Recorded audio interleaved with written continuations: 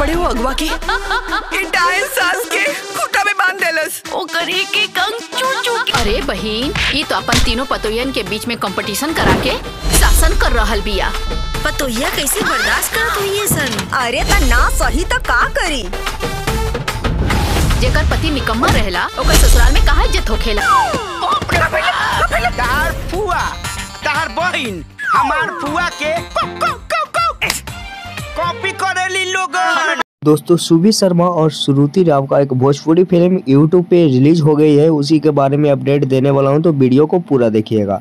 दोस्तों, फिल्म के नाम होने वाला है सास के सास बनूंगी और इस फिल्म में आप सभी के बीच नजर आने वाले हैं सुभी शर्मा और श्रुति राव और प्रशांत सिंह जैसे दिग्गज कलाकार।